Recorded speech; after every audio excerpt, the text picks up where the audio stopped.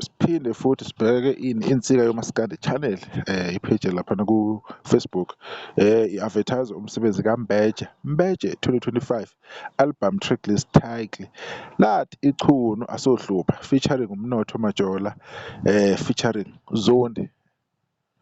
Umbeje siyazi ukuthi-ke i-TikTok elikhulu kakhulu, i-content creator ene-account enkulu ku-Facebook naku-TikTok.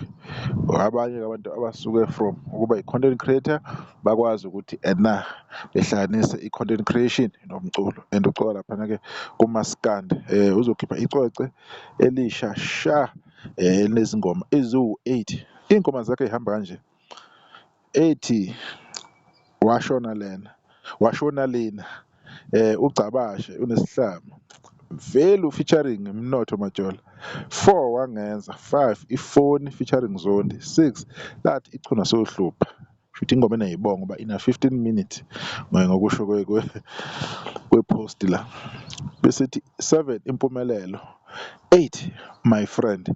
Zime kanjalo-ke ukuthi iphuma nini-ke asisazi, kodwa-ke i-album iyeza nje kungekudala. Siphinde sibongele futhi laphana uKhuzani, album yakhe entsha, ingoma ngidlala ney'ngane, 4 million ama-views laphana-ke ku-YouTube, 4 million for the first time.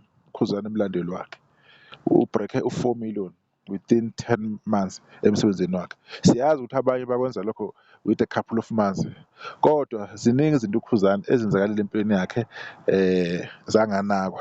Eminye yemilando le ayenzayo under igama lakhe, under umculo wakhe osugxeke kakhulu, bewugxebha bethi unjani njani, uyabhora kwasha kwacima-ke, kusho abangale-ke ngaphesheya, esingazi ukuthi yini asuke ibenza be-discuss umculo weqhawe abangalilandeli. Laphana ku-Spotify ingoma kaKhuzani ina 1.5 million, over 1.5 million, and futhi le ngoma yathola-ke i-gold plaque laphana kwa-RISA, yathola nesitifiketi sakhona, yaklonyeliswa ngokusemthethweni. Abantu kumele bekwazi lokho, bekufake nasemqondweni.